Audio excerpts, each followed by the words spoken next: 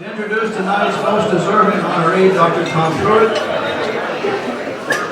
it is my great pleasure to invite to the podium Mr. Peter Saliga, a veteran and beloved, at times even feared teacher of 22 years at Cistercian, a highly respected colleague who has worn a variety of hats over these 2 decades, performing each task with incredible talent, skill, and success. And as you know, he's also a very gifted speaker to boot. Any school in the country, any school would consider itself to have won the lottery to have only one of these 2 great men speaking tonight, forming and educating their students. But with a superabundance of riches, we at Cistercian are blessed to have them both. Mr. Saliga, to the stage.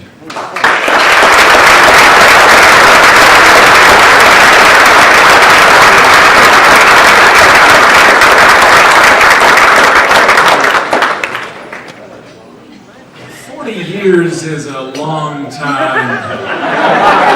A really long time. So if this man of letters, this PhD, qualified according to his employment file to teach literature, creative writing, theology, Latin, Greek, political philosophy, not to mention probably golf,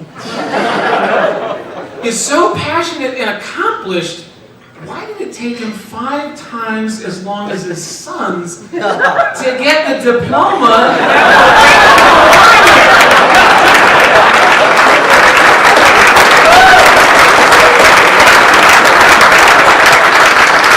Now, well, it's really nice of the school to throw this big party for you, Tom. You crossing the finish line after 4 decades and all. Don't know how we'd score that on your golf card.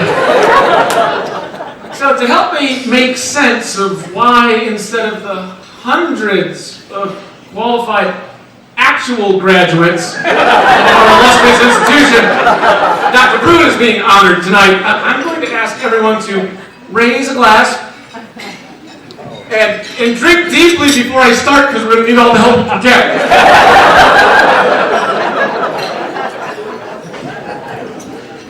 All right, qualifications. To begin, Tom has huge forearms. No, really, and his hands are bone crushers. Students used to make turtles attempting to retract their head when he'd be approaching. In the words of Cart Weiland, what I remember is his death grip. Before a class on Milton or the Red Badge of Courage, Dr. Pruit would stand outside the room, engage us in conversation, and oftentimes, in the course of those short chats, grab our neck or our shoulders as a sort of sign of endearment. This wasn't a flimsy-fingered gesture, it was firm. It was like he was warning us with his affection. I'm here and you matter to me. Tread lightly, son. You're not grown up yet. You've got a lot to learn. That gesture soothed some, but scared plenty. Indeed, Tom was not a man to be trifled with. Or so remembers Gary Nye, then colleague, now department head, who accidentally ate the good doctor's lunch 17 years ago, just after finishing a more delicious and well-balanced meal than he was used to making for himself. An increasingly aware and thus shrinking Mr. Nye practically disappeared under the table as he witnessed Papa Bear over here rummaging through the fridge ravenously, only to discover that his bowl of porridge was all eaten up. Let's just say that the impassioned tetragrammatic exclamations accenting Tom's search weren't words like chip or spam. Yeah, well, an angry Tom Pruit is a scary sight, all right. Just ask the students of the class of 2004 who failed to report their teacher missing when he no-showed for a sophomore British lit class. Sure, the class may have been playing a rendition of dodgeball with their Norton anthologies in his absence, but the dead silence that he unleashed on them when he returned terrified them. Because he can snap a femur in two with those meat hooks of his. Right? Now, okay, Tom also has superhumanly productive lacrimal glands.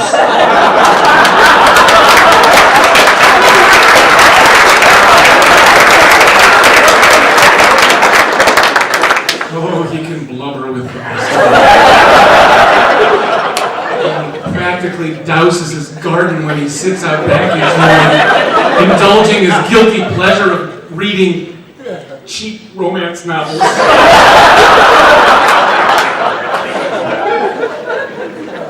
I remember attending the dedication of his own book of poetry, Familiar Portals, 20 years ago. The mass of humanity huddled together, the whole crowd leaning in hard to hear this celebrated author recite his own work. And not 3 lines in, the snicker.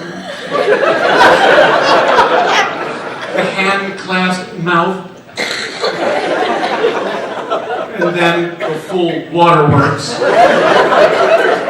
One sweet woman whispered to me in an attempt to rescue Tom, he just swallowed down the wrong pipe. He'll be okay in a minute. No, ma'am. That pipe's his esophagus. It's the right pipe. That's just the way he's built. But Tom gutted through it, like the trooper he is. I mean, a big heart on this guy. We know that for sure. I mean, who'd drive a school bus for as long as he did?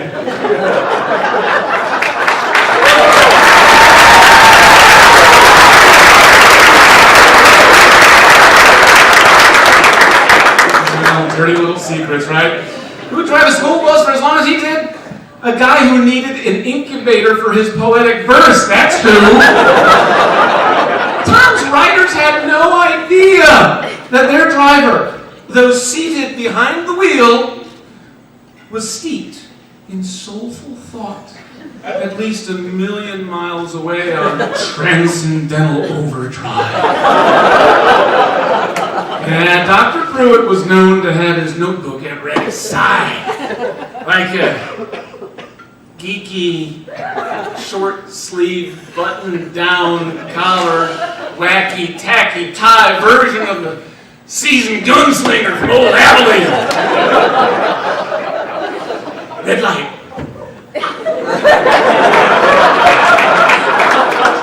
Though we now have laws against texting on the road, there were none back then against composing poetry while driving. A school bus filled with children.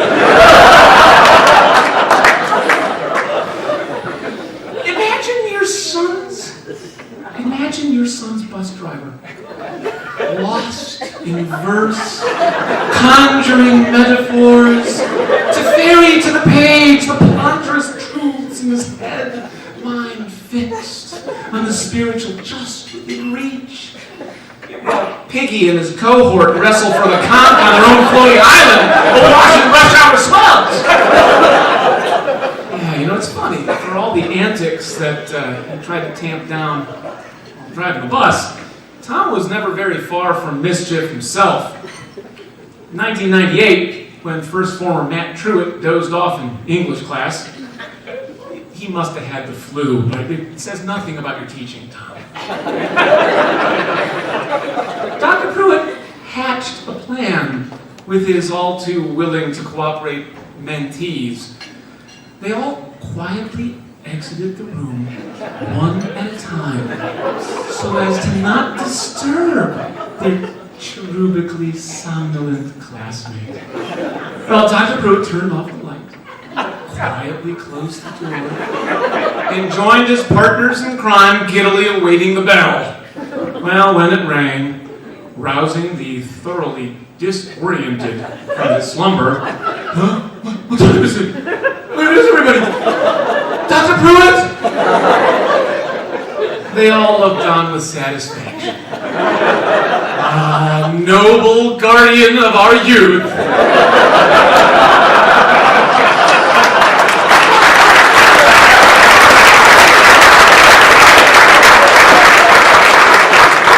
Of course, this came years after the early days when Goody Pruitt had to figure out how to deal with some pretty raucous behavior, like upper schoolers rolling their own cigarettes or dipping chewing tobacco in the back of the classroom, or Cistercians darling first formers. You know, and I see you back there, Bondi and Patrick and gang, right? Joining forces. Everyone, fall out of your chair at precisely 8:45. Or John Evans later trying to get a rise out of Tom by showing up to an American literature class about Moby Dick with a comic book version of the tale, and then 2 days later showing up with a big little book version of it. No wonder Tom memorably whacked Mike Stansel over the head with a Warner's grammar book before the class of '86 finally graduated. It's no wonder Tom used to publicly praise students in the '80s and '90s in that enigmatic tone. You're a gentleman and a scholar. Brett Hogan only later realized that that was the exact same greeting with which Holden Caulfield sarcastically lauded others in The Catcher in the Rye. Was he calling us a bunch of maladroit boobs? Brent, only Tom knows. And he's not talking about it. But we know, after 40 years, that Tom was both a man of mischief and the consummate professional. And throughout those years, he was generous in little things and big, and the students loved and respected him for it. Take, for example, Mark Ratway and H.T. Flanagan, who painted a version of the Dawn Treader for Dr. Pruitt in Form 1. Mark recalls, it wasn't very good, but he hung it up on his wall anyway. Each year at school, when I had the chance to pop in on him in his office, it was there, like a validation of our efforts to be good students. It was there when I graduated in 2007. Mark, it's still there today. Or take any one of the thousands of moments when Tom put pen to paper in response to the work his students generated. Greg Davinsky recently discovered a stack of papers from his junior English class with Dr. Pruitt. Tom's attention to my writing, my brother Mike's writing, all of our writing, was incredible. Every paper, and there were lots of them, came back with long and carefully detailed comments loaded with praise and encouragement. He really took the time to engage us as thinkers and writers. Or take Jeremy Gregg, who never lost contact with his old papers. The first real interface he ever had with Dr. Pruitt changed his life. Never having been his teacher, Tom called him over to discuss a piece that Jonathan Leach shared with him.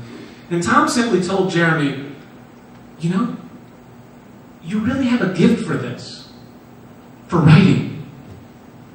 Jeremy enrolled in creative writing the very next semester and nurtured thereafter by many front seat talks on the bus with driver Tom. Jeremy's career as a writer and communicator was soon in full bloom. This was vintage Tom, always there to listen, to appreciate, to give you his undivided attention. Tom's son David concurred from the home front. My dad would always drop whatever he was doing to listen to our questions or talk about our problems with us. And you know, he's not confrontational or authoritarian. He never belittled us. Indeed, words are practically sacred to Tom. And why not? For such a devout Christian for whom the Word became flesh and dwelt among us. From the playful nicknames he's given his kids over the years, Mars, Rudy, Bromster, Sniggly, Tootie, to the winding stories he conjured on family car rides about Kiesel the Weasel, or Bowser, the bad neighborhood dog. Tom has employed language to the honor and benefit of others. His Pruitry.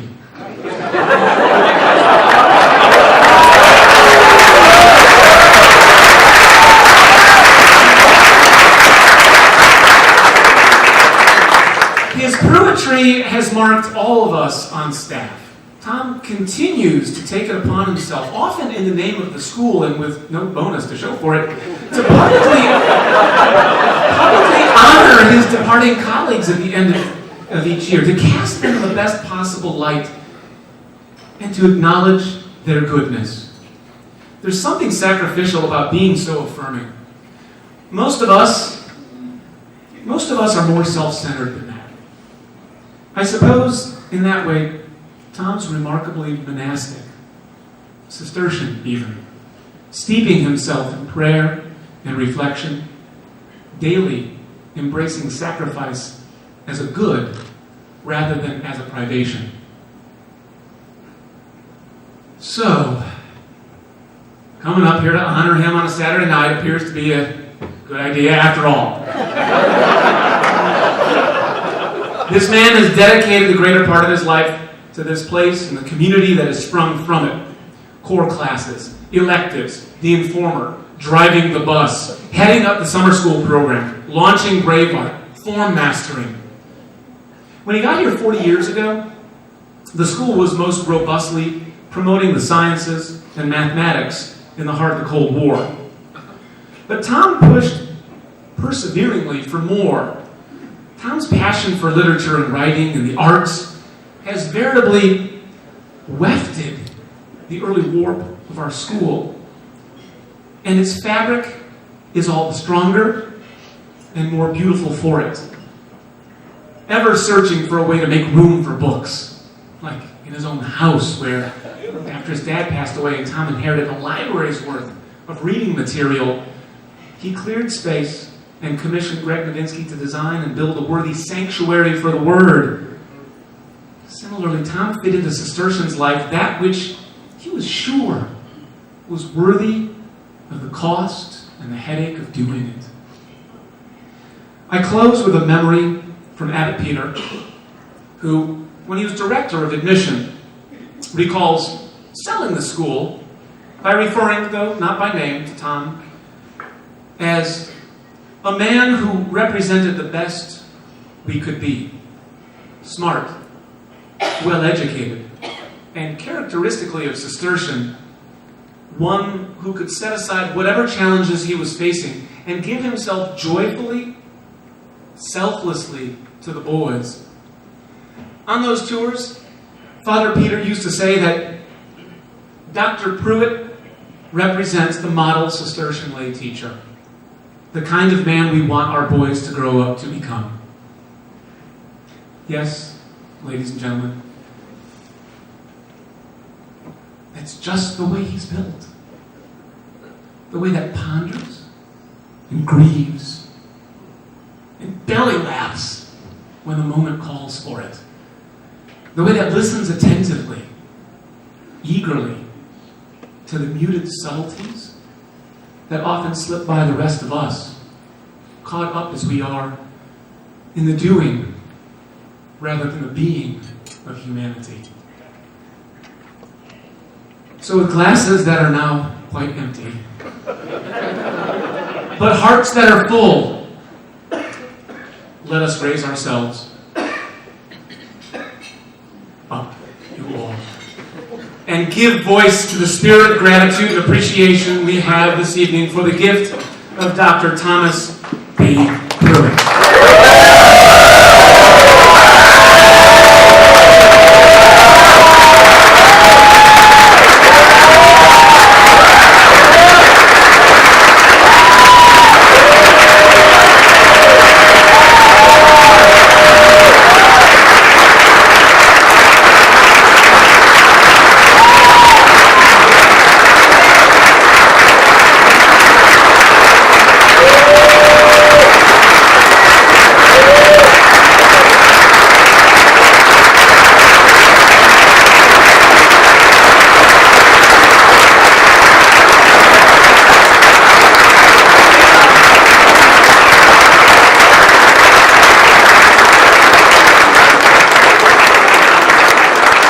And you see the beautiful representatives of the Alumni Association, 3 strapping young sons who have welcomed their dad into their club. Congratulations.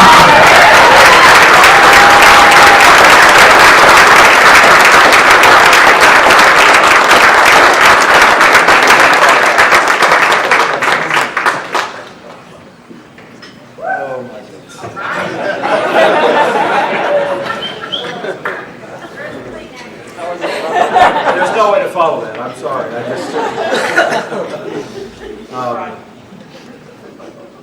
So thank you, Mr. Saliga. I'm not sure I'm thinking, but I try never to follow Mr. Saliga in anything that involves words.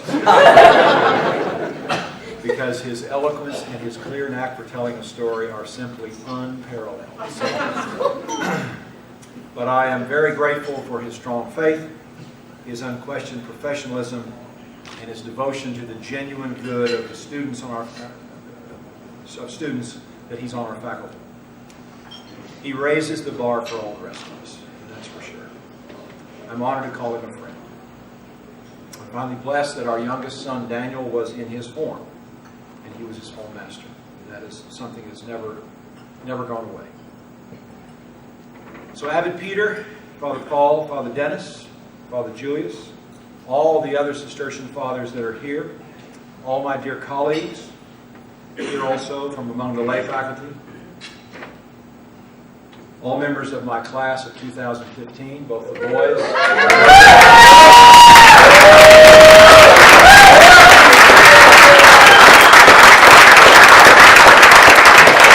my sister Sally and her husband Dan, family friends Steve Chambly and Teresa Maldonado, and my own family, my 4 girls, Mary, Carolina, Anna, and Barbara, and my 3 sons and alums, John, class of 04, David, 06, and Daniel, class of 2011. And I'm especially honored that John's fiancée, Katie Fleischman, flew in this morning all the way from San Diego to be the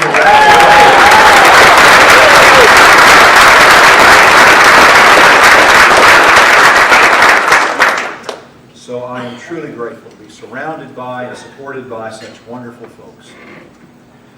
Now I'm an English teacher, and so this may go on a little longer. So if you need to leave or go to the bathroom, feel free. I won't be upset. Lastly, I'd like to thank my wife Joan. Last August, we celebrated our 40th wedding anniversary.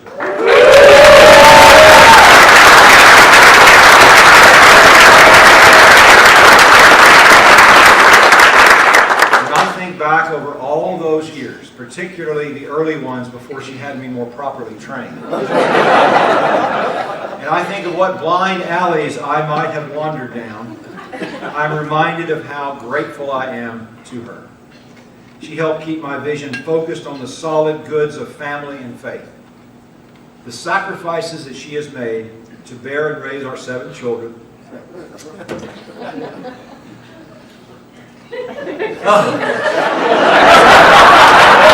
Somebody just won a bet in my form. I don't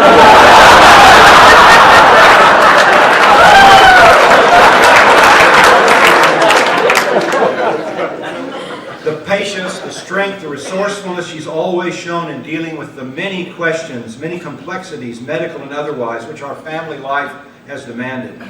To share me as willingly as she always has with all the outside forces and demands of school and church, do all the thankless, hidden tasks with such love and devotion and grace, remains a strength and a joy in my life whose worth I cannot fathom. In one of his great sonnets, Shakespeare writes that love is an ever-fixed mark that looks on tempests and is never shaken. It is the star to every wandering bark, whose worth's unknown although his height be taken. She is that ever-fixed mark. Yeah. And now,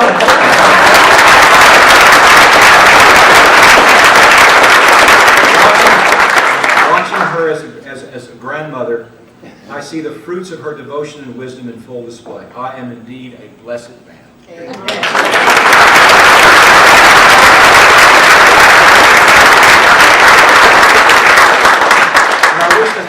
my colleagues, past and present, I've been nourished every day over the past 40 years with the wisdom, the good humor, the professionalism, and above all, the sacrificial sense of vocation, which animates all my fellow faculty members. I'd like to give a special nod of gratitude to the two honorary alums who preceded me, Rodney Walter and Bob Hauser. Now, Rodney taught me the fine art of driving a bus.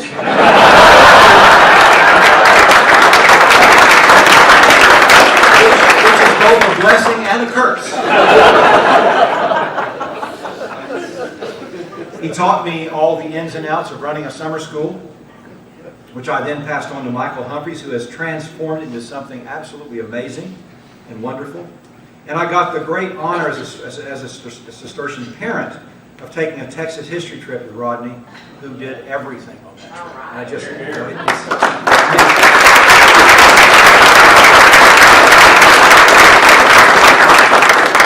Bob Hauser was my middle son David's form master, and my class of 2015 followed his class of 2014. So I learned a great deal from Bob, a wealth of knowledge and of wisdom about all aspects of form mastering. And I always marvel at how, as admissions director, the third tour of the day could be just as fresh as the first tour of the day. I would have been tempted to say, the chapel's over there, go see it if you want to, I'm going home. Bob never did that. From both, I learned the great lesson that all the long hours and the many hats that we all are asked to wear are not to be seen as grist for complaint, but as opportunities to serve with joy the greater good of the students we teach and the communities we serve. I am truly honored to be among their company. Lastly, a general thank you to you for bestowing upon me this honor, considering the merits of all the other honorees, well, most of the honorees, whose company I am joining tonight. I feel quite privileged to be counted among their company. When Father Paul called me to his office and I found Aaron Hart there as well, I immediately reached out and covered my wallet.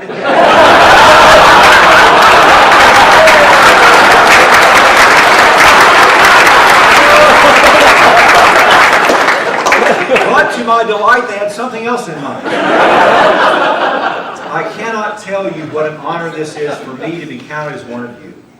I've literally drawn sustenance and energy and joy from my connection with you in and out of the classroom every day for these past 40 years. So thank you. And regarding the award, I've told many who've asked me about it that if enough people for many years pass by what seems to be an immovable rock, it will soon become a landmark, and eventually someone will have the idea to put a plaque on it. Here we are.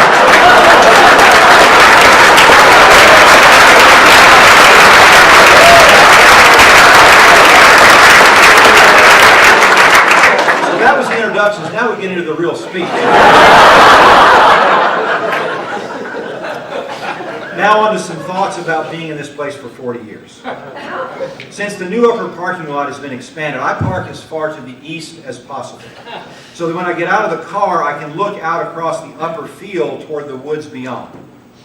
It's a daily reminder to me of what a uniquely beautiful and interesting campus we have. First-time visitors are invariably and delightfully surprised at our diverse landscape, the 80 acres tucked away as it is on the edge of Las Colinas. Looking out over the upper field, especially in the early morning, there is often a mist, and in that hazy ambience, it is possible, if you can block out the incessant highway noise, to pretend for a moment that you're not in the concrete jungle of the Metroplex, but rather in a more rural and peaceful setting, which for me would always be somewhere in New Mexico. Looking from there to the east and to my right, my eyes sweep down along the densely wooded area that rises slightly, then descends southward toward the monastery. Hidden in that patch of woods and climbing slowly around and upwards toward the top of the hill is the Stations of the Cross Trail, built and landscaped as an 8th grade confirmation project by the class of 2015.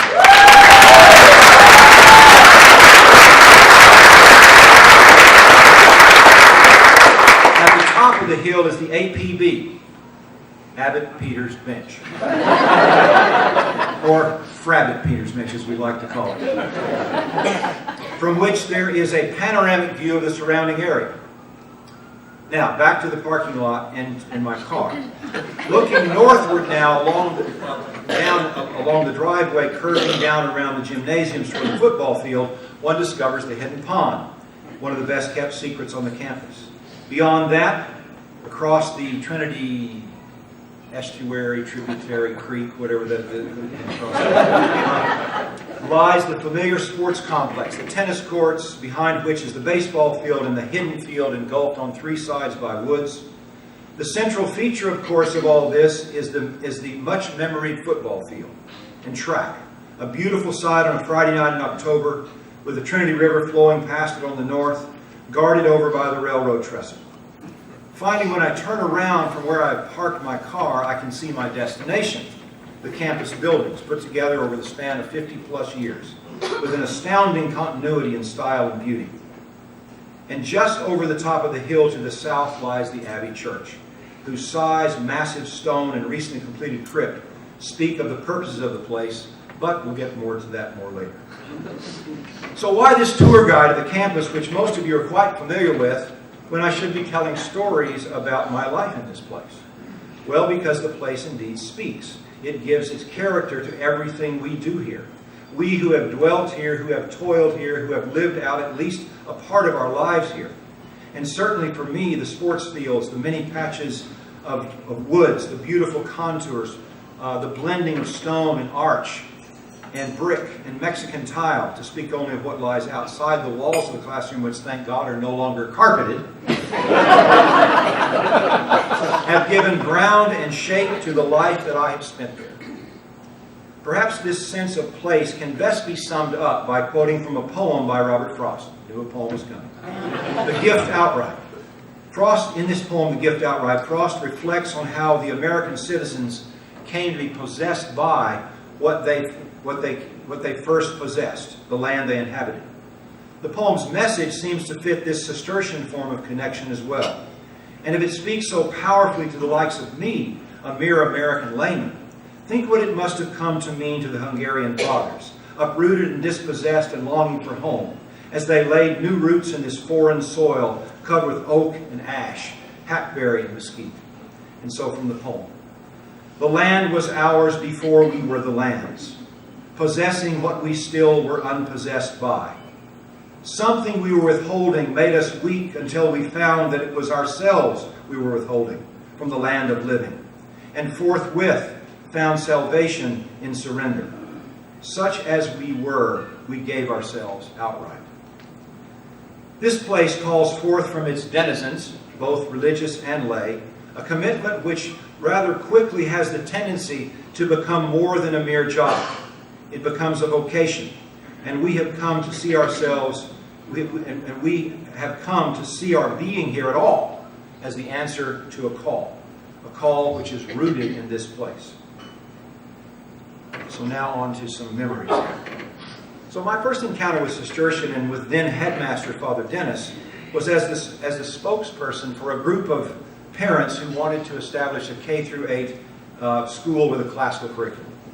I was still a mere graduate student at the time, very wet behind the ears, and I thought it would be good to ask some advice. So I went to various schools, including, I ended up in Father Dennis's office here at Cistercian. And once I'd made it clear while I was there, he leveled his gaze at me and asked, "So, Mr. Pruit, so what do you want to do here?" That was a blunt statement which furthermore confused me. I wasn't sure what he meant by here. But I recovered myself enough to rattle off something about the plans of the school. He listened politely, said I should concentrate on hiring good teachers, and wished me well. A little over a year later, after the school building project had fizzled, I was back in his office, but this time I was applying for a job in the English department. Encouraged to do so by a graduate school colleague who had just landed a job the year before, and who had alerted me to an unexpected mid-year opening. So the question he had asked the year before now became relevant in a whole new way. And it's a question which I've been asking myself in one way or another every year since. Mr. Pruitt, what do you want to do here? What do you want to accomplish here? So my first year was indeed a memorable one. Thanks in large part to the class of 1980. My Form 7 English class. And I was so happy to see Clayton Snyder. I don't know where sure he is, but he's here tonight, and wherever he is. He was, I'll just say, almost 16. He was almost single-handedly the reason I came back the next year. But I'll get to that in just a minute. Seeing a paper airplane flying across the room on fire, as I turned around from writing on the board, now Paul Tommaso says he has a whole different story, which is much tamer, but I think he's just protecting himself. I saw something in the air on fire. I'm sorry. We're at the same table, buddy. We're all still here together. So as I turned around from writing something on the board, I'm sure it was something about Hester Prynne or the Scarlet Letter. And then, or one morning finding in my office, I arrived to find a live duck on my desk. Which had a forced migration from the duck pond down at Rochelle and Northgate. Those were indeed unforgettable events. However, in addition to teaching that first year at Cistercian, I was also finishing my dissertation for my UD degree. I planned to stay a year or two at this middle and high school post. Then I was going to move on to bigger and better things as a young and, of course, brilliant college professor. Furthermore, even though I didn't think I had in the long term much skin in this game, I was determined not to leave on a bad note, and certainly not to give those high school hooligans even the slightest hint that they had run me off. So I was determined, if Father Dennis would have me, to stick it out one more year. Then in the blink of an eye, 3 years had passed. And though I was still mentally set to claim the title of professor somewhere at some university, something happened to change that one morning in the fall as I walked into a Form 4 English class. As I stepped across the threshold into that classroom, and I remember this still very vividly, I suddenly thought to myself, this is it. This is what I want to do for the rest of my life. There was something about having a hand in the formation of character, the task of helping to shape the lives of these boisterous, rambunctious boys becoming young men, that struck a deep chord in me. Such a mission had proven humbling, has proven humbling and often exasperating, and it admits to much failure and the need for both humility and flexibility, knowing that the accumulation of wisdom about such matters develops only slowly over time. Ultimately, that call to humility rests in the acknowledgement that the endeavor of forming character is ultimately rooted in the mystery of the human person, which can only be fathomed and guided by the loving grace of God. There are so many memories to share in so little time. I was told I was about 10 minutes too long. So I have tried to cut it down. So it's only an hour and a half now. So many books that we read together, and ones that formed a bond among you and which has marked you as forever Cistercian. Reapy Cheek, that absurdly chivalric little mouse, in his little coracle gleefully gliding over the edge of the world into Aslan's country. Gandalf shouting as he stands on the edge of Khazad-dûm, the bridge of Khazad-dûm, heroically making a stand against the fiery Balrog. You shall not pass. Scout walking Boo Radley home at the end of To Kill a Mockingbird and learning empathy as she suddenly sees the world through his eyes. Gadsby standing in his yard at night with his hands upraised, staring across the bay at the green light at the end of Daisy's dock. Traveling through, and more recently, traveling with Dante through the gates of hell. Abandon all hope, ye who enter here. And some of you, of course, can do that in Italian, which is really impressive. And here you all can help me out. I know some of you remember these lines, memorable lines from Middle English, which begin the Canterbury Tales. Just go along with me here. Once at opera, with the shoulder sota, the draw to Mars, and person to the road. And Father, it's the floor.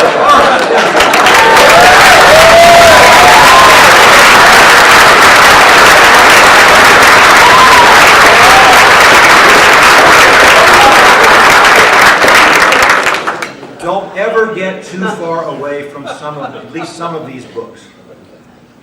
Get them out, dust them off, and reread them. You'll be surprised at how much wisdom you'll find there, and you'll find also how much you've grown since the last time you read them.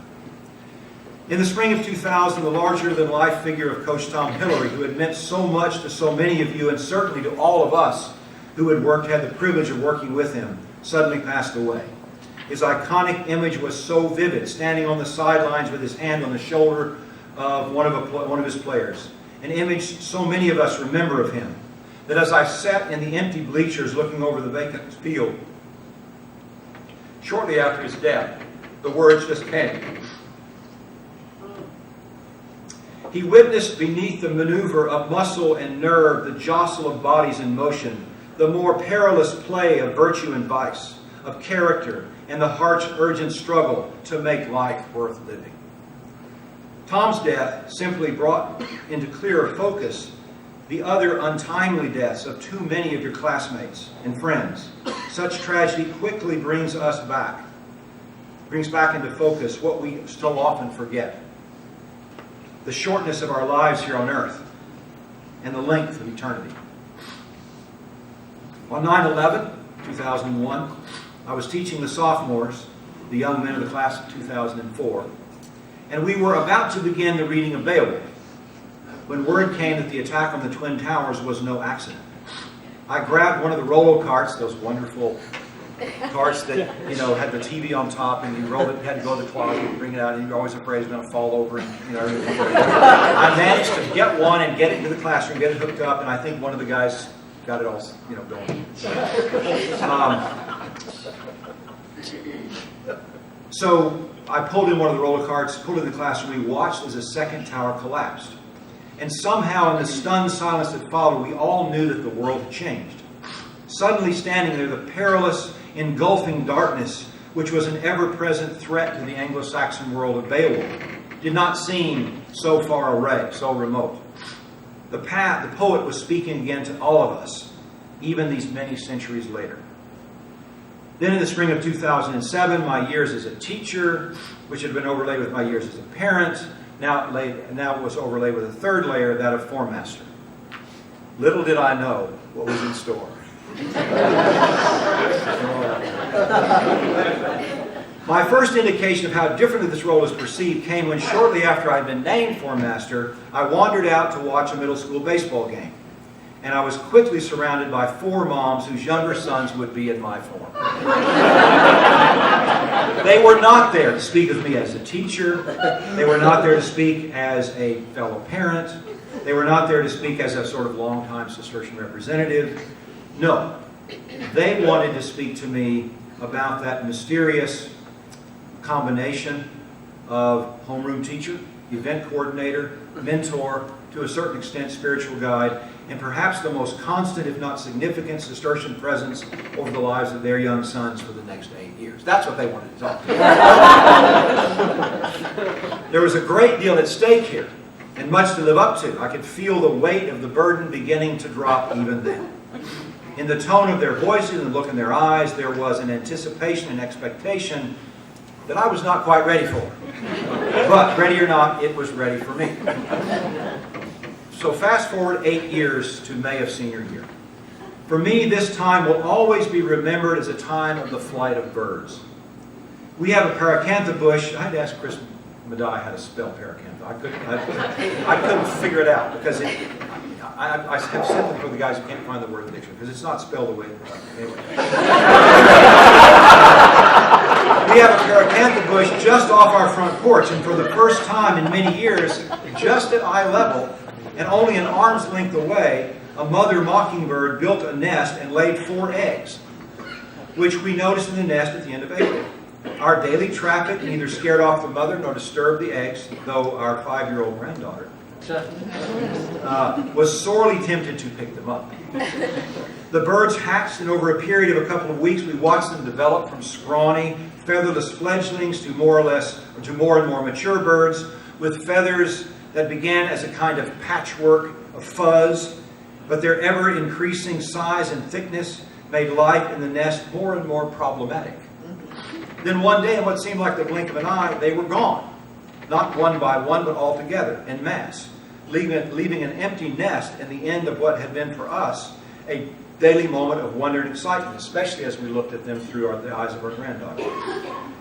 These few weeks quickly in my mind came to symbolize, to be emblematic of, the 8 years I had had with the class of 2015. I think every form master can relate to this.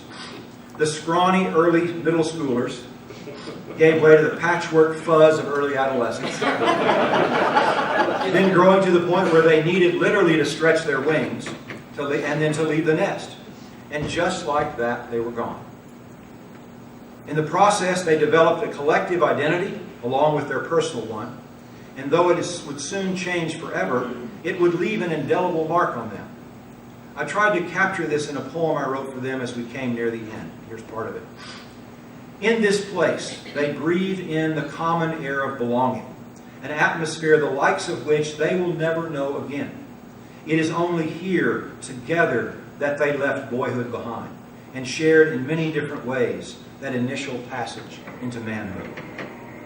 It is perhaps this form-mastering experience that brought me to the full understanding of why Frost insisted that we must come to be possessed by the land we inhabit. Only in surrendering to its demands can we hope to be free in its service. It is, after all, only when we lose our lives that we can truly gain them back again. Father Dennis's question from many years before again came through and echoed through my mind.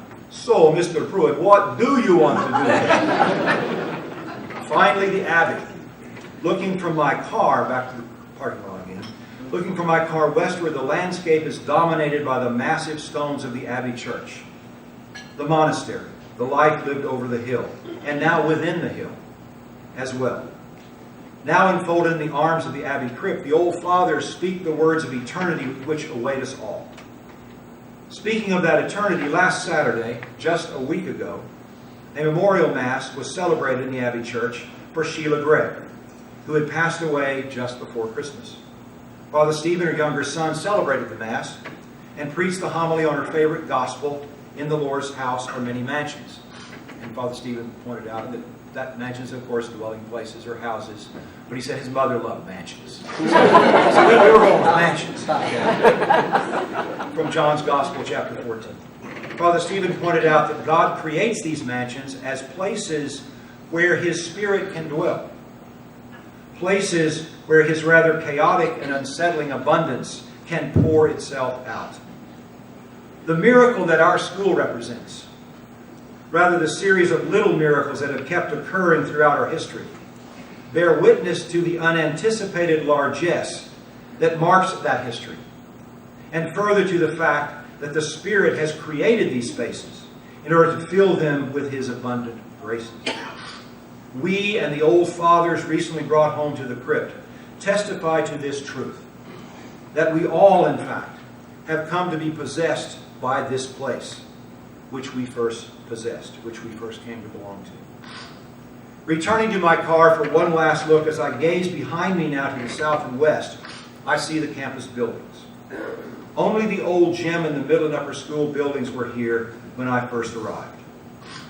At the heart of that slow 50-year architectural expansion and renovation, and just across from the beautifully redone science building, sits the school chapel, resting serenely in the heart of the school campus. One's attention is immediately drawn to the stained glass window, and then to the crucifix which lies at the center of that window. Heaven above and earth beneath strive to connect with one another, but can do so only through the bridge of the cross. The whole scene is a meditation on what is called the Christ hymn in Philippians 2, quoting from part of that. Rather, He emptied Himself, taking the form of a slave, coming in human likeness. Surrender, obedience, the vow of stability, being possessed by the land, by the place. When I first arrived here, I was still wet behind the ears, barely a year married, with a newborn baby in tow, who's sitting right over here, and a dissertation still to write. I've grown up here, and I dare I say it, I am growing old here. Knowing that this place has shaped and formed me far more than I will ever have shaped it. So Father Dennis's question now takes on a final meaning, not just for me, but for all of us. What do you want to do here? What is your desire for this place that has been so much a part of your life, of our lives? Whatever specific events and developments the future holds for Cistercian, one thing is abundantly clear. Its lifeblood begins and ends at the altar, at the place of surrender and sacrifice, where the spirit of the place can be genuinely renewed and kept true to its stated purpose of being a school for the Lord's service. May that purpose continue to be lived for many, many years to come. Thank you again for this great honor. It means the world to me to be counted as one of you. Thank you.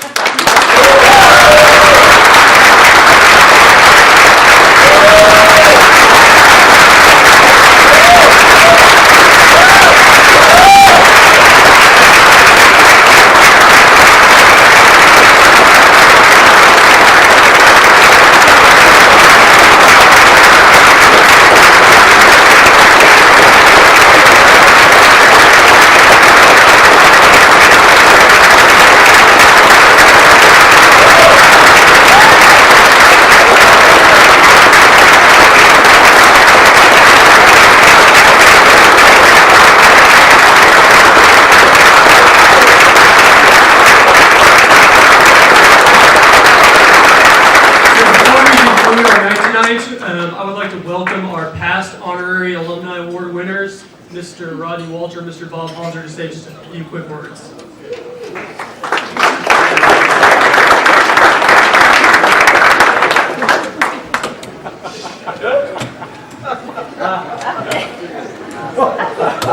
We are here tonight, and since I know my better and my elder, I'm going to immediately turn the mic over to Mr. Rodney.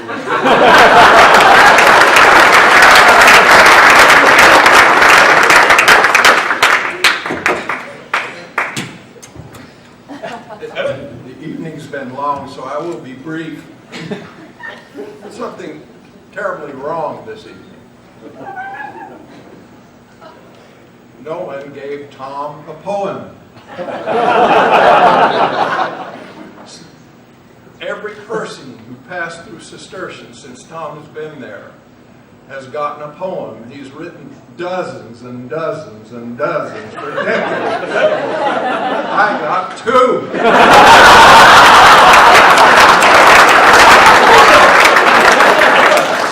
Did anybody bring a poem? Tom, did you?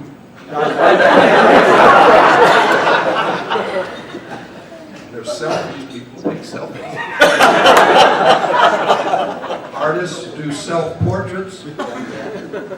How about a self-poem?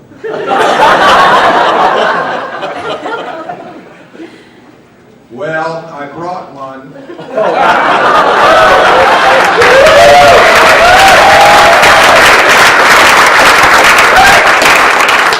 This is hardly in the class that you quoted up here. Remember, it's the thought that counts.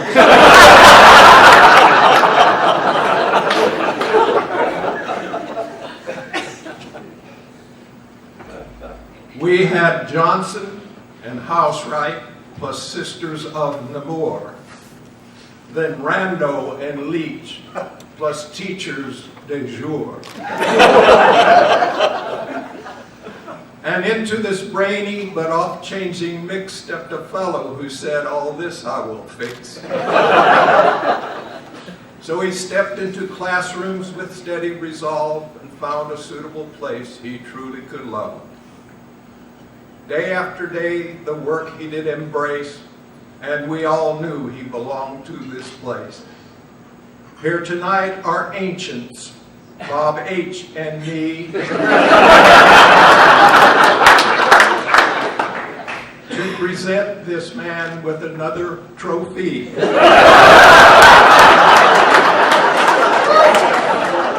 So step this way with daring aplomb. We're asking you to join us. That's you, dear Tom.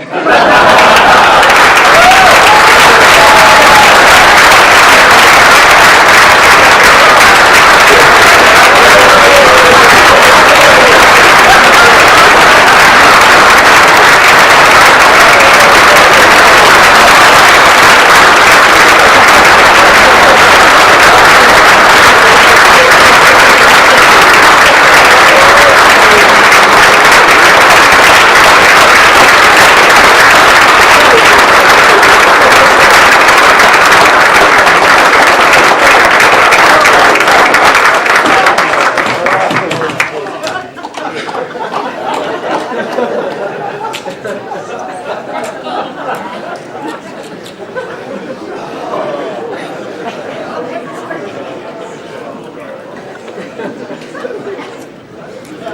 right, well, that was excellent. That concludes our event for the evening. Just as a friendly reminder, if you've parked in the building, the front desk out there is validating parking. So, one last time, let's give a round of applause for Dr. Tom Pruit.